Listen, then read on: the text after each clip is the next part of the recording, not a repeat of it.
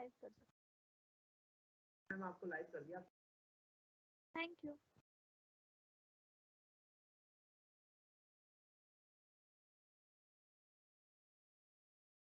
Good afternoon everyone am I audible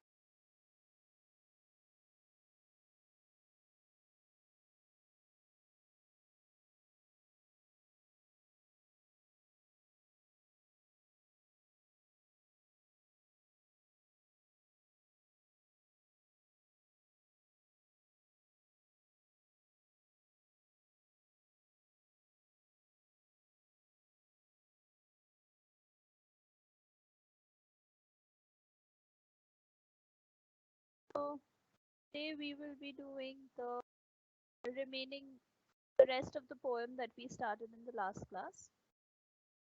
That is what we'll be covering today. I'll just share my screen in a minute.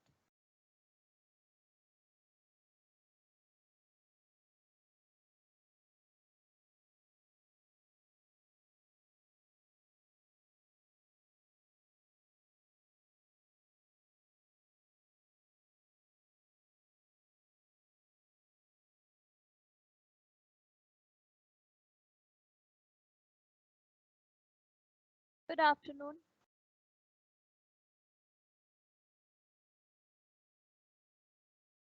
So today we'll be starting with the second stanza and discussing the second stanza and the third stanza. So in this unit, like this chapter today. Um, so let's begin because there is a big portion to cover. I'm going to begin.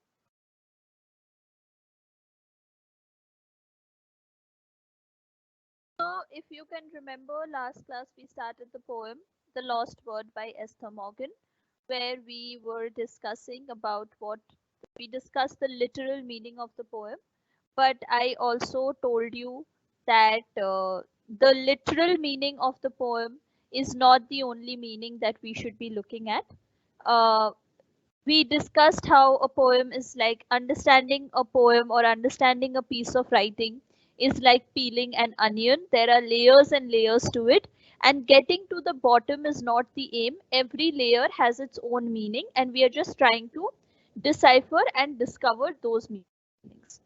So, in that context, we had started with the title of the poem, The Lost Word, and then we did the first stanza, which which was about how this woman has lost a word and she cannot find it anywhere, and she is looking for it behind the furniture behind the furniture, under the sofa, behind the cupboard, under the sofa, and all the places where she might have lost it.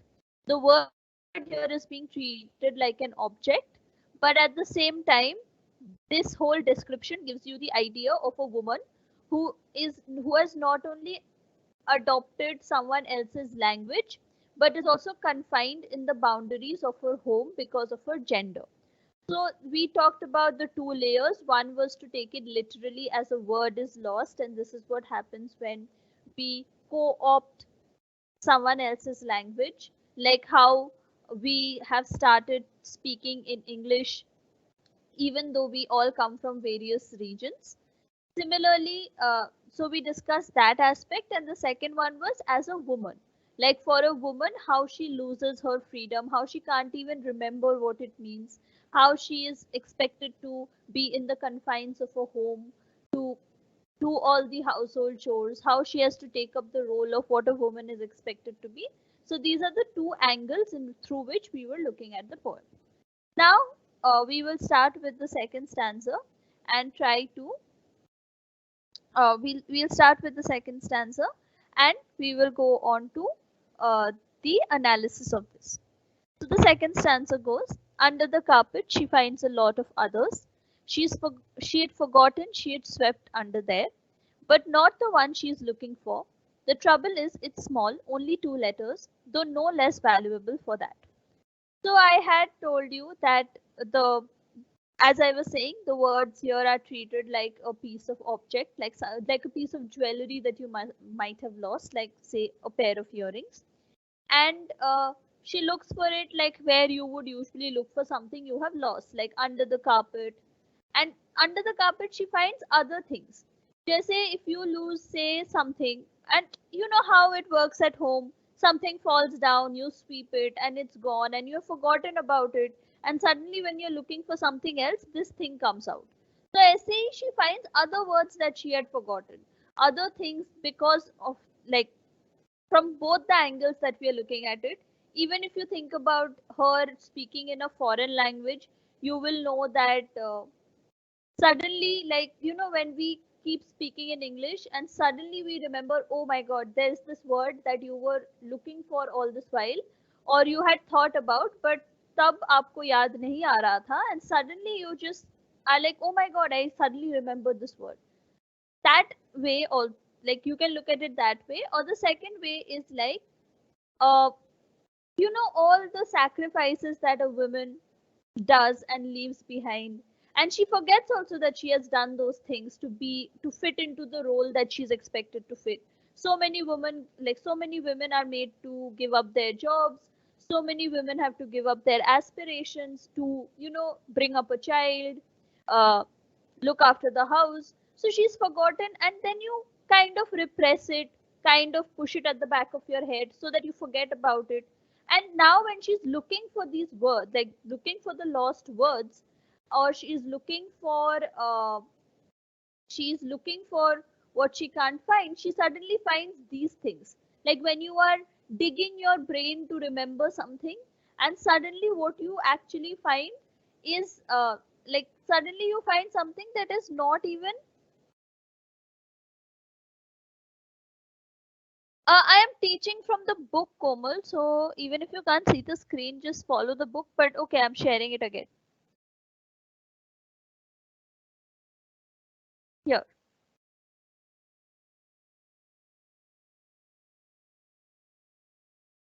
Okay. So as I was saying that as I was saying that suddenly she finds the words that she had forgotten even existed while looking for these two words. But she still can't find the one that she's looking for immediately. And the trouble is that it is small. It's like losing a pair of earrings. Because it is small, you can't really see it. Or because you pushed it at the back of your head, you can't immediately recall it. But that doesn't mean that the pair of earrings becomes less valuable, or the words that she can't find becomes less valuable. So this is what this stanza is primarily about. Now let us see the analysis that is done. In the second stanza, the same theme of the lost word is continued. We see her looking under the carpet, and there she finds many other words that she had swept under the carpet, but not the one she was looking for. The phrase swept under the carpet is used to indicate something was hidden deliberately. Okay, so here what they're trying to say is that the phrase sheet swept under the swept under the carpet could mean that something was hidden or something was kept hidden purposely. There are what are these words that she has been that she had swept under the carpet? We tend to sweep under the carpet things we don't want others to see, or things that embarrass us. So here what the author of your book or the study material is done is trying to tell you that maybe she purposely swept them under the carpet because she did not want others to know about it. She purposely pushed them under the carpet. She purposely hid it from the world, either because she doesn't want others to know, or because she's embarrassed about it. We tend to hide or suppress things when we are not very confident about it. The woman here seems to be in the habit of sweeping many words under the carpet. It shows that she's not a very confident person. So she's trying to hide something that she knows that she's not very confident about or has no confidence on. Like she's scared that, you know, she's scared that someone will find out. And this woman is probably not a very confident person because she can't take a stand for herself. She's scared of taking a stand for herself, as we all should if we think that something is wrong. Uh, so maybe because of that reason, she just sweeps things under the carpet and keeps it hidden from everyone else. Using language is the beginning of our socialization. Language is not just a vehicle for communication, it is also something that transmits values. For instance, we always use good before bad and in opposition to bad. This is a system of hierarchy. We always use day before night, man before woman, God before devil, and so on. What it implies is that day is superior to night, man is superior to women, and so on. We learn these things as children and carry them for most of our lives. We must examine the search for the lost word in this context. So, here, what the author is telling you is that language, or like bhasha, that we use is the beginning of our interaction with the social world, or is the beginning of our interaction with other people beyond ourselves. Just not people, animals, any living thing. Our interaction with the world outside us starts with language.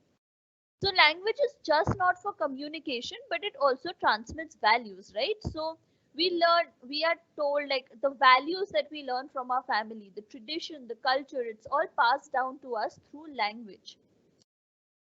So here they have given you somehow a system of hierarchy, but I would urge you to think about it. Ki this is a very, I'm not saying this is a wrong definition, but there are many layers to even this even this explanation. Like yes, we are taught that good comes before bad, and uh, God comes before devil, and man before woman, but it's not that way, especially because everything has its own layers. So the reason behind this poem is so that you understand these layers, right? uh, we must so in this context we must examine the word that is lost. There are some words that give a sense of independent identity. Yes and no are such words. We often hear our parents use these words to control us. The power to say yes and no comes with authority. It seems that she in the poem is a woman without much authority, and that is why she needs to sweep words under the carpet. It is quite possible that she does not have much authority because she is a woman. What word is she looking for now? Is it a word that is very valuable? The last two lines of this stanza throw some light on the nature of the particular word that she's looking for now. It is very small, two letter.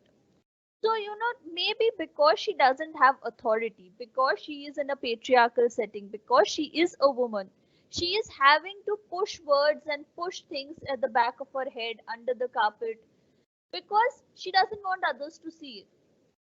Uh, she doesn't Not having authority and not having power just deprives her from this capacity where others can see and others can like others will listen to her. She doesn't have that power, so the maximum that she can do is help herself from not getting embarrassed, push all this at the back of her head so that no one finds out, and that is how she's come to this position where she has lost the word. So this is the second stanza, and now let's see the last stanza. She stands racking her brain for the last time she used it, but all that comes to mind are failed attempts when her mouth was full of someone else's tongue. We have talked about, I had explained this stanza the last class, like the literal meaning of the stanza. She's standing and trying to remember what the two words were, but she cannot obviously remember it, and all that she remembers is all the failed attempts at remembering when her mouth was full of someone else's language, or what value someone else taught her. Not her own values, not her independent identity, not her own language, but what was given to her by someone else. Tongue here means language, tongue here means values, tongue here means something that is passed on from someone else. That is, tongue is not literal here. So in the third stanza, she takes a break. 1 minute.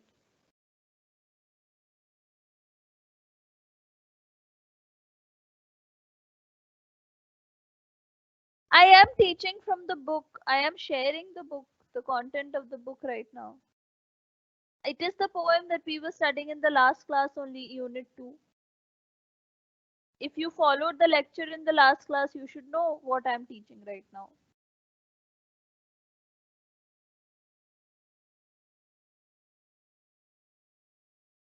1 minute.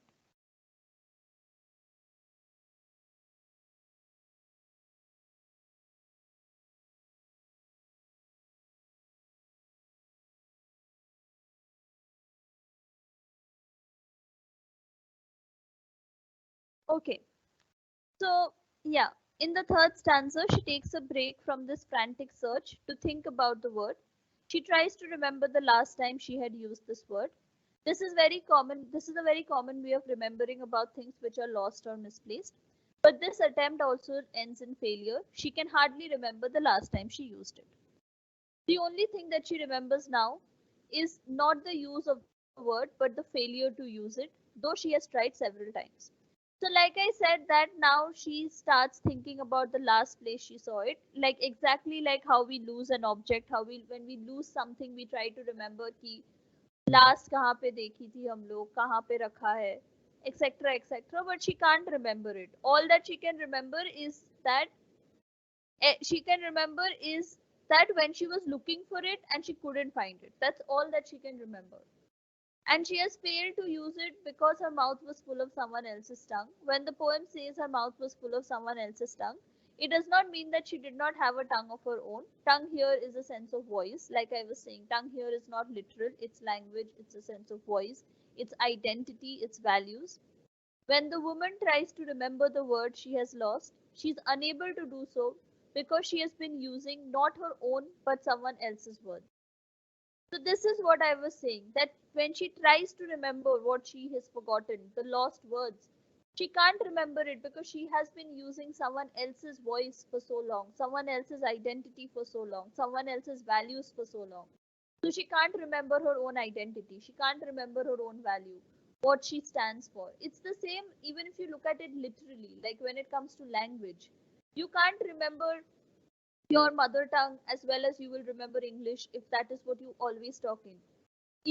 Even though your mother tongue or your culture is your identity, you still shift that identity to something else. And this has happened to the women here as well.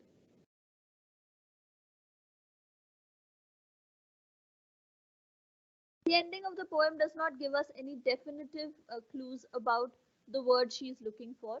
So everyone asking me what the words are, we don't know. But we all we know is that it is very valuable and important. If we probe further and think about the word she is looking for, we will realize that it is a two-letter word and it is an important word. The woman, it seems, has never been able to use the word because she has never used her own voice. We know that voice, or in other words, the freedom to choose and express ideas and opinions, gives us an identity. What I was saying. So, when we use our own voice, when we use our own opinions, when we don't push our thoughts at the back of the head, when we don't hide our own voice, then we express it, it gives us an individual identity, who we are beyond the language we speak, who we are beyond the family we belong to, who we are beyond our husbands, our fathers, etc. When we use our voice to express our opinions, we give ourselves an identity. But this woman does not has not done it in a very long time. So she does not know what her own voice is. She does not know her identity. She's at the loss of her identity. She can't remember these words because they don't feel like they belong to her, even though they did at one point. Thus, we can guess that the word she is looking for would be a word that would give her an identity. Words like me, am, assert one's individual identity. Perhaps it is one of these words that she's looking for. Is she looking for the word no? The ability to say no gives a sense of freedom. This is so important.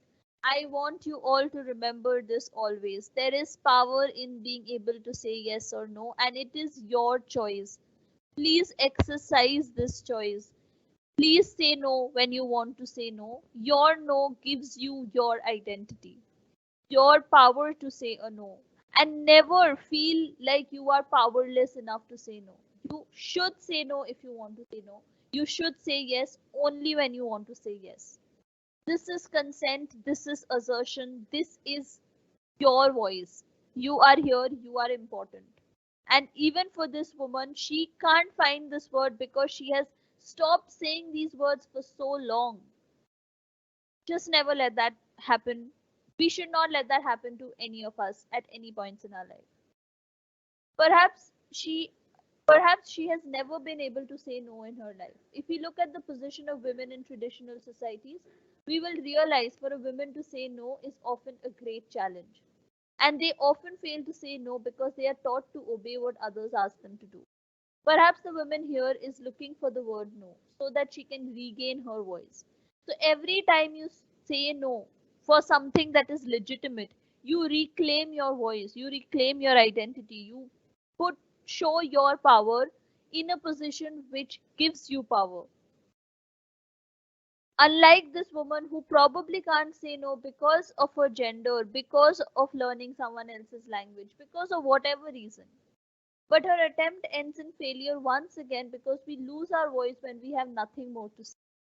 Thus, the poem ends on this abrupt note to suggest that we adopt the tongue of others and speak in their voice. It is very difficult to break free and find our own tongue. So, we end up having very little to say, and the only option that is open is silence. So, we should not be attempting to stay silent. We should actually try to say no where we can.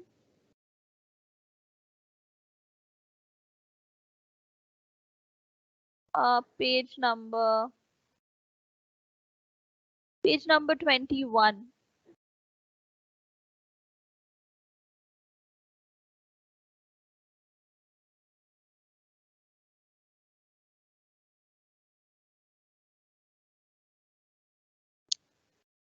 So we should try to say no when we can. I am presenting my screen. I don't know why you can't see.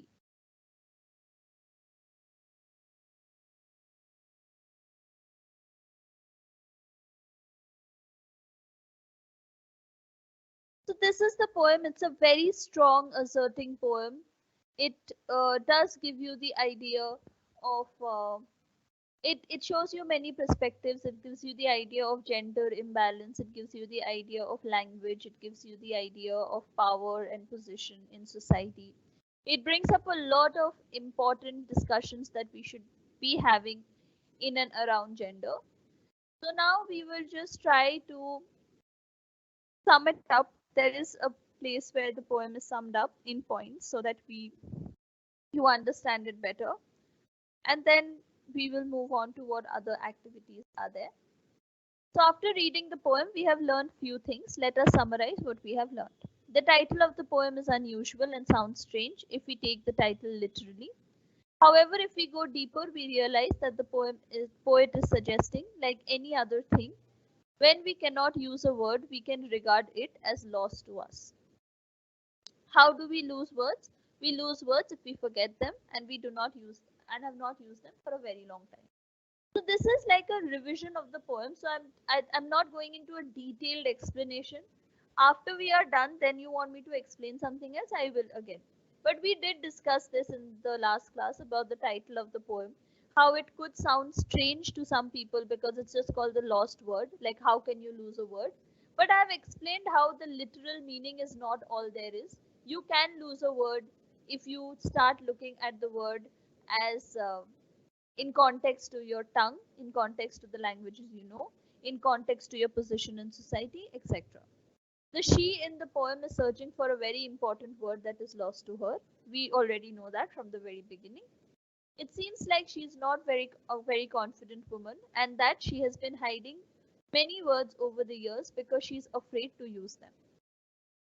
This also we find out with the carpet. She finds other words that she has hidden under the carpet. Language is not value neutral. It instills values in us in our childhood, and that these values are accepted by society at large. Which is what I was saying, that language is definitely not just a means of communication, it is what is used to embed in us our culture, it is what is used to give us our values and traditions. And this happens at a very young age, which is why it influences us in a way that we follow it through our lives. We grow up following these values, and it is very difficult to question or break the value system. Which is why this woman, because she has been taught to be submissive, she has been taught that a woman needs to stay in her place, to look after the house, to not ask a lot of questions, to not say no. Today she is in this position because but she doesn't ask questions. She has forgotten words. She can't express herself. Women have occupied a subservient position in our societies for a long time, and it becomes very difficult for them to break free. Consequently, most women learn to hide their feelings and try not to challenge the established order. What I just said. Having a voice is an indication of having an independent identity. What I was saying about saying no or consent. Every time you have a voice, every time you say something, you are asserting your independent identity, and that is very important.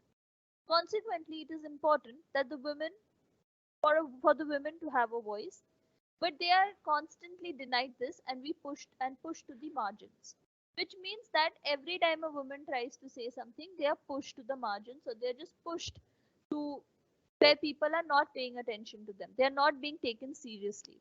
And this is what causes them to, you know, feel like they have no power and they can't say what they feel. And eventually they push everything at the back of their heads. They push all their whole identity, their opinions, everything at the back of their head, and they lose it. This is what happens. Women are expected to remain within the domestic world and find their identity within the confines of this world. This is why it is important for the women in this poem to remember a word that is vital to her identity but is lost to her. Words like me, am, no assert one's individual identity. Perhaps it is one of these words that she is looking for. But her attempt ends in failure. Failure. Her mouth was full of someone else's tongue does not mean that she did not have a tongue of her own. Tongue here is a sense of voice. This already we have discussed, which is why I'm just reading. We just discussed it like 5 minutes ago. The poem ends on an abrupt note to suggest that when we adopt the tongue of others and speak in their voice, it is very difficult to break free and find our own voice.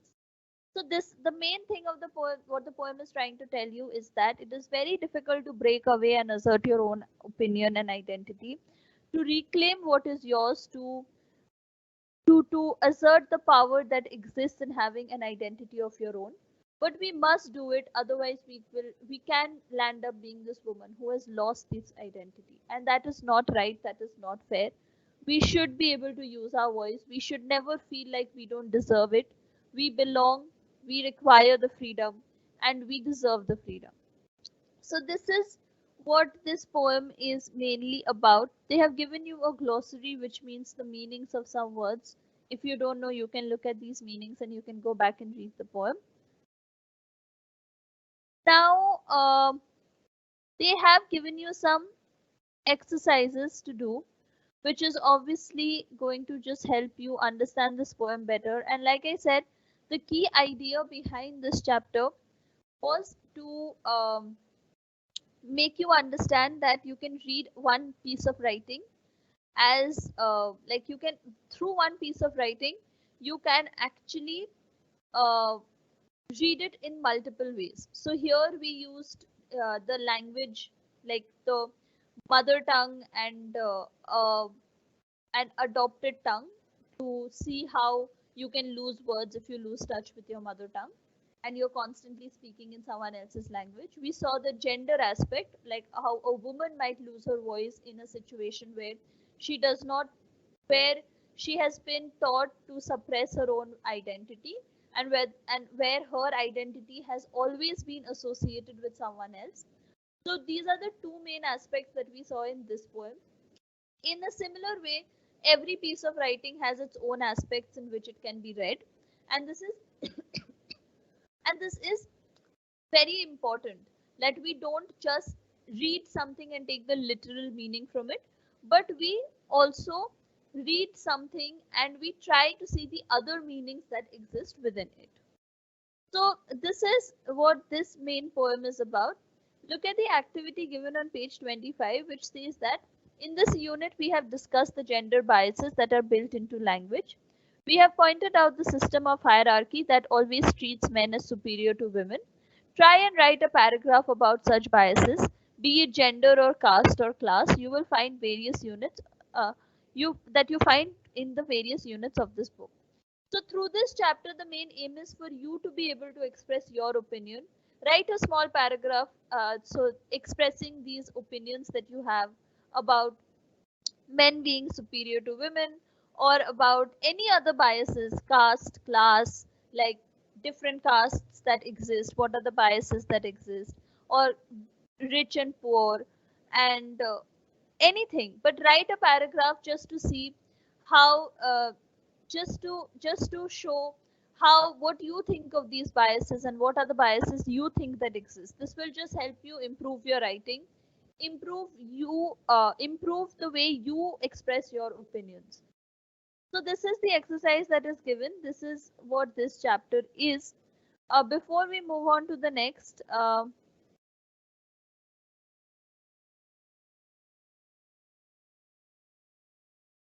I don't know why the screen is not showing. I have tried.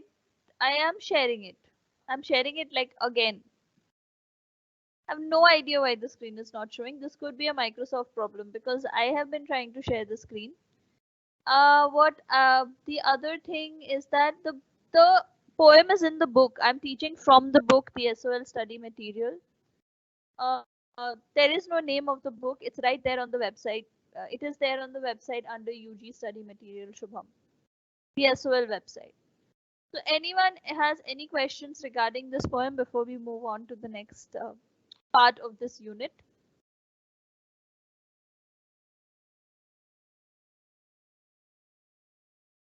I'll give you like 2-3 minutes. If anyone has any questions regarding this particular poem, then I'll answer those and we'll move on to the next part of this unit.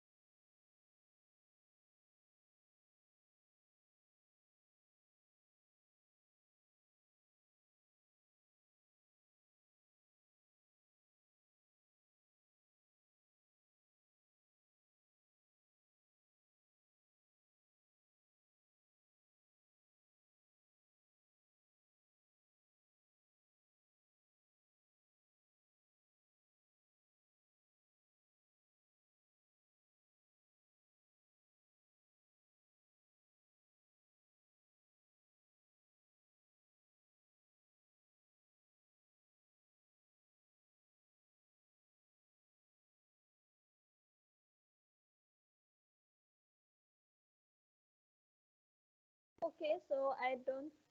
Uh,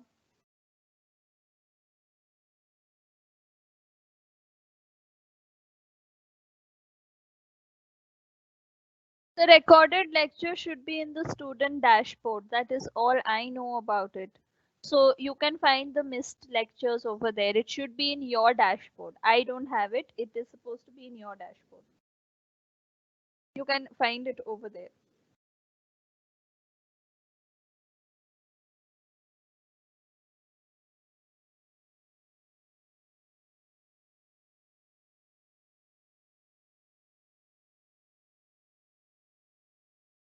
Okay.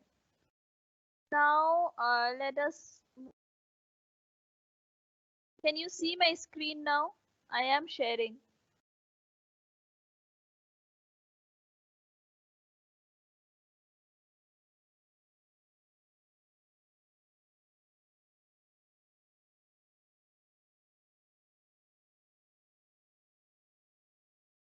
Okay, I'll confirm with others and let you know on Sunday. I have to ask then.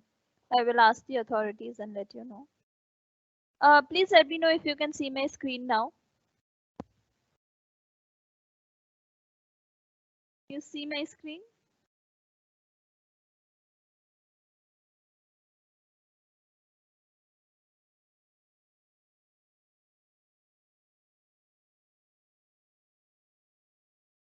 Can you see my screen?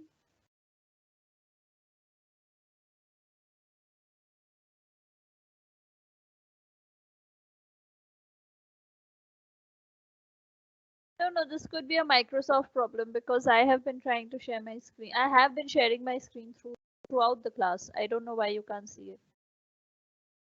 Anyway, the second part of this chapter of the same unit, which is also in the domestic sphere, squiggle gets stuck, all about muddled sentences. So this chapter is more of a grammar chapter that you're supposed to do. Some revision in grammar you have already done in school and I think you already know, but this is like a revision thing because as you can understand, your English fluency requires you to be uh, able to it requires you to know your grammar properly and to use your grammar properly. So today's class is so here is us starting a revision of your grammar through this story, which is called Squiggle Gets Stuck, all about muddled sentences. So let us begin. This is a short story about two doodles, Squiggle and Doodle Dude. Squiggle is a character in a book titled Squiggle Takes a Walk. By accident, both the doodle get stuck in the Oxford Dictionary. How can anyone get stuck in a dictionary? After all, the dictionary is a book that consists of pages. Well, to unravel this mystery, you must first know what a doodle is. Often, when you are bored or absent minded, let's say in a classroom, you tend to make rough drawings, which may not be of any importance. This activity of absent minded drawing is called doodling. The two characters of this book are a result of such doodling.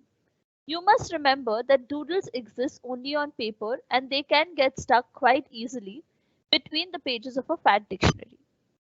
This book is in a story form and uses dialogues between Squiggle, Doodle Dude, and the Oxford Dictionary to help you understand the basics of sentence construction. So the idea behind this chapter is to help you understand sentence construction, and this is being done through and this is being done through uh, this story, through this very strange but sweet looking story, like sweet sounding story, whose name is Squiggle Takes a Walk, and the characters' names are Squiggle and Doodle Dude, and they get stuck in an Oxford dictionary. And they have explained here what it means. Like, you know, when like I'm delivering my lecture now, I'm sure a lot of you are not interested and you are just doing something else. And if this was in a classroom, then you could not be on your phone, so you could not be chatting with someone else while you are in class. But so what you would have done is you would draw things at the back of your books, at the back of your copies. So similarly, here also Squiggle and Doodle Dude are two people who have been drawn at the back of some copy, like a rough drawing. So and they have been drawn like in an Oxford dictionary. So they are stuck in an Oxford dictionary. So someone while reading the dictionary got bored and did that. So what this chapter, like I said, the chapter aims to teach you how to construct sentences in English and how to know the different parts of a speech and how to use them correctly in sentences. Like I said, this is like a grammar revision.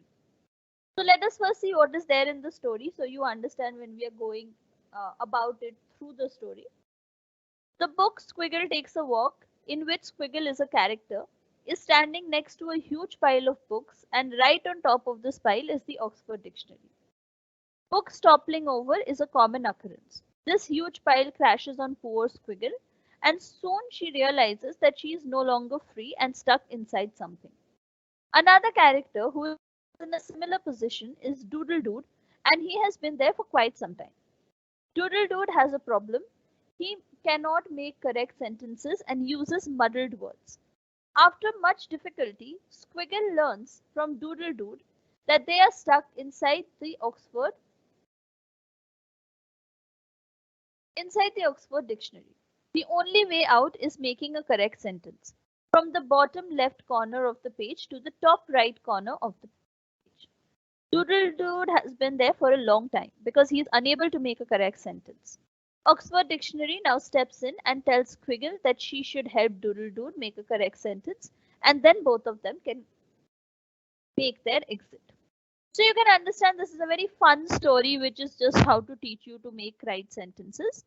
So Squiggle gets stuck in the Oxford Dictionary, and over there Squiggle meets Doodle Dude, who has been in it for a long time. And the Oxford Dictionary's only condition is that they will both be free if they can make a correct sentence. So through that, this chapter is trying to teach you how to make a correct sentence, using language correctly, using grammar correctly. So Squiggle teaches Doodle Dude to make a perfect sentence. Let us now see the method by which Squiggle helps Doodle Doot make a correct sentence. Now, what is a sentence? Let us start from the beginning. What exactly is a sentence? A sentence is a group of words that make sense on its own. So, a line that you read or speak, they are words. Like if you break down a sentence, they are separate words, right? But when you put these words together, they form a line or a sentence that makes sense, that puts together the idea that you are trying to communicate. So if I just tell you, he there, you will not understand what I am trying to say. Even though I'm just telling you, he there, it doesn't make sense. He is a separate word, there is a separate word. If I, but so you don't understand the idea that I'm trying to convey to you. But when I tell you something like, he is standing there, then you understand what I'm trying to say, the idea that I'm trying to communicate. I'm trying to tell you he is standing there. So even though they are separate words, they are put together to express or communicate what you have been trying to, what, like, communicate your idea. Simply putting together does not make a sentence. Like I said, if I just tell you ki he there, even though they are two words, they mean certain things on their own, that doesn't make a sentence. To make sense, words in the sentence have to be arranged in a certain way. This is what is known as the grammar of language. Like I said, this is a grammar revision. Each language has a different grammar. In other words, a different set of rules by which sentences are constructed. So you require to know the rules that are applied in English to be able to construct English sentences. But obviously, every language has its own grammar rules. But here we are going to talk about English. The basic sentence structure in English language is SVO. Always remember this: subject, verb, object. There's a subject, the action, and the object. Matlab, he, she, they, them, their, uh, her, him is the subject. Subject is you, subject is your friend, subject is the person who is trying to communicate the idea, or you're communicating the idea about. Verb is the action that is going on. She is eating. She is the she is the subject. The verb is the action, is eating. Uh, the action that is taking place, and the action that is taking place is food. And what is she doing right now? Is she is in the process of eating. So the idea is to always have a subject doing an action with an object. That this is the most simple sentence. Obviously, it's not the only ones. There are way more complicated sentences that exist in English. But obviously, today we are just going to, like, we are going by the book, and the book is just, it's just to allow you to make correct sentences. A sentence must have a subject. A sentence is about someone or something. That someone or something is the subject of the sentence, like I said. It is always about someone or something, and that is what the subject is. So it is therefore neither a noun or a pronoun. What is a noun? A noun is a word that refers to a person, place, animal, or thing. We all know what is a noun. The noun picked by Doodle Doot for the perfect sentence is worms. So Doodle Doot picks this word, worms. Now worms are animals, like microscopic animals. So we know that it is a noun. A subject must have a verb connected to it. Now what is a verb?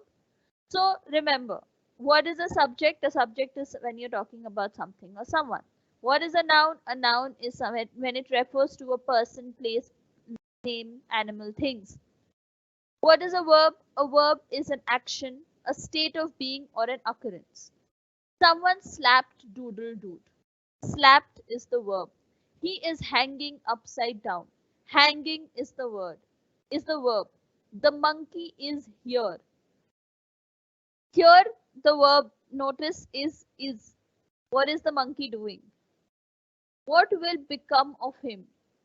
The verb that Doodle Doot chooses is wriggling. So wriggling is an action, and he chooses wriggling.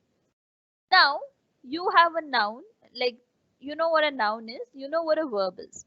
Now, just the verb alone is not going to, is an action, but you need a helping verb. So, to hold the noun and the verb together, you need a helping verb. Now, what is a helping verb? A helping verb is like is, are, has, had. These are helping verbs. Squiggle provides the helping verbs does, have, am, are, is, was, be, may, should. Like you can look at this list. This list is going to be important to you. It's in your book, page number 28, first sentence. This list is important as helping verbs. How do other, like a normal verb is an action word, like eating, dancing, sleeping, chatting, walking. These are actions that you are doing. But I am walking. Am is the helping word, helping verb. She is going. Is the helping verb. I should talk. Should is the helping verb. Talk is the action. Walking is the action. Going is the action. So one is the action and one is what helps you get to the action.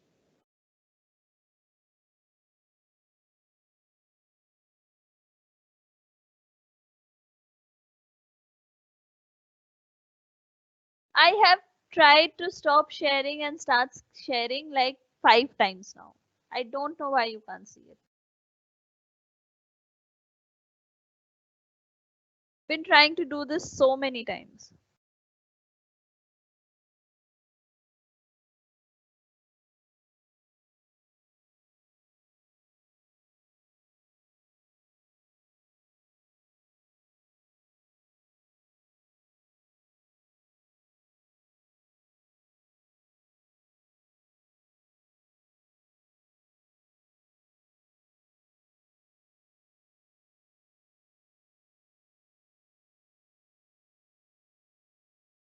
Okay.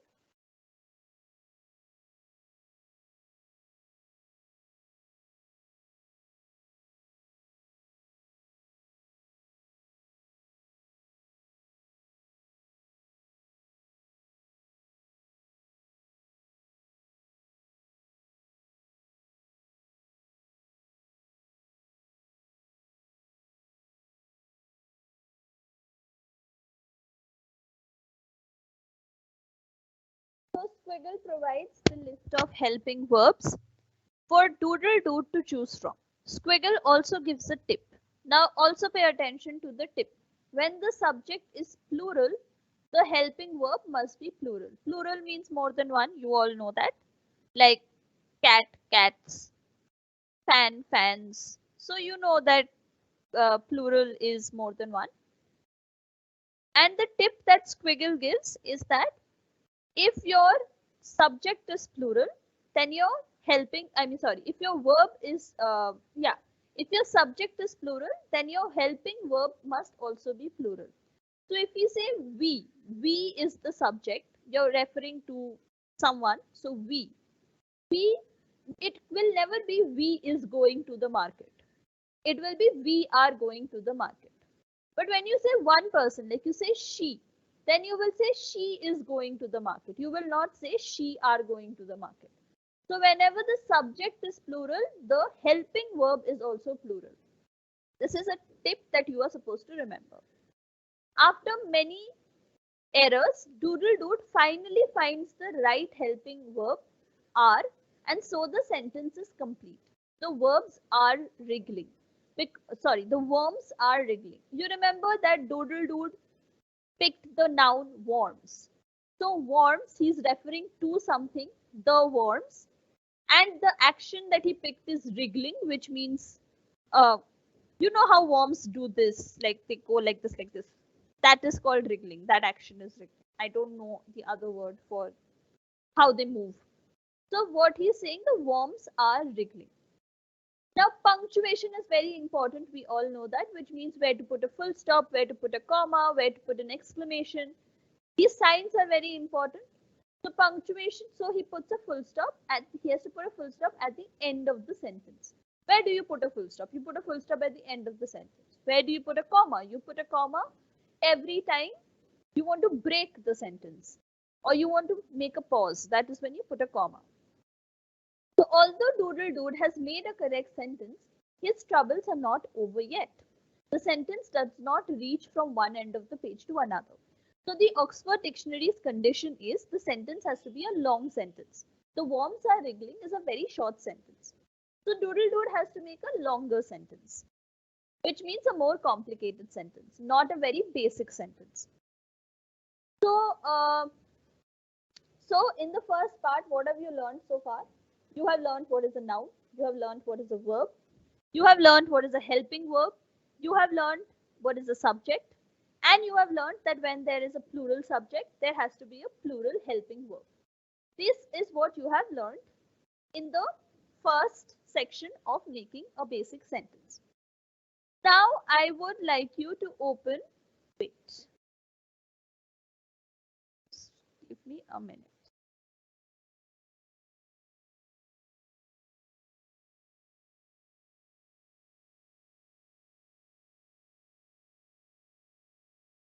Open page number 31 in your book. I would want you to do this before the next class for sure. Page number 31, the first exercise that is there. Question exercise 4. How or what are you?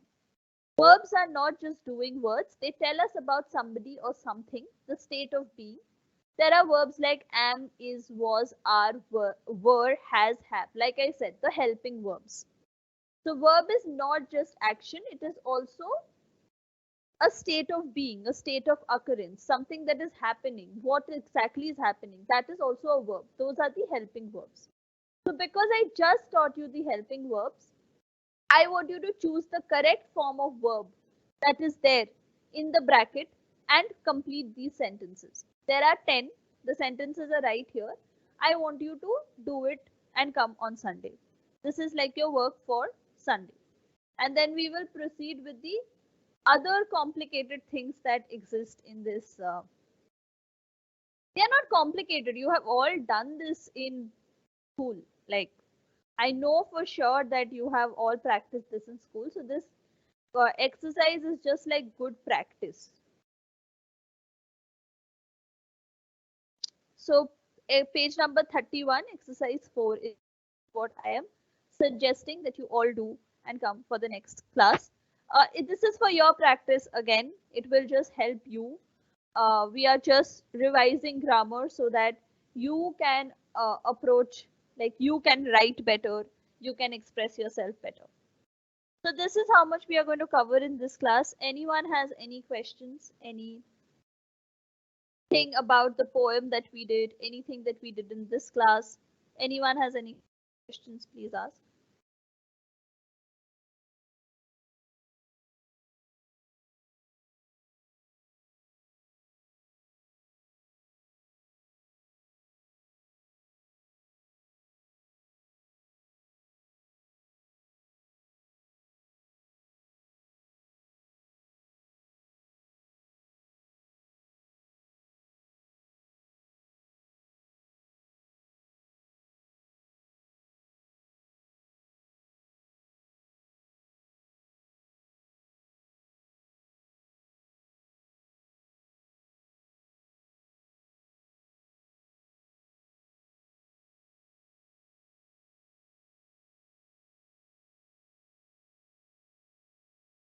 Any questions regarding how much we have covered so far?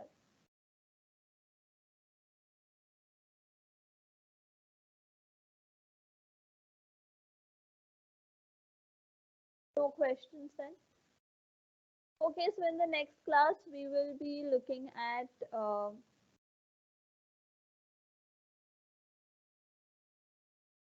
we will be covering the other basics of grammar, like we will be looking at adjective, adjective, preposition, adverb, conjunction, etc. Again, all of this you have done in class. I mean, you have done in school, but we are just going to revise. So it will be more like a grammar class. This is going to be helpful for all of you.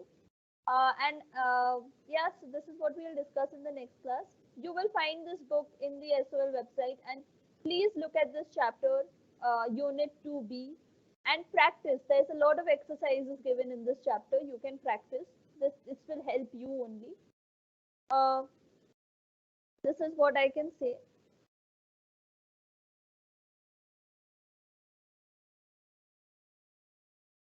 Uh, the PDF. Okay, I will try to share the link again on Sunday, but the PDF is available on the website. But I will upload and try to share the link on Sunday in Sunday's class.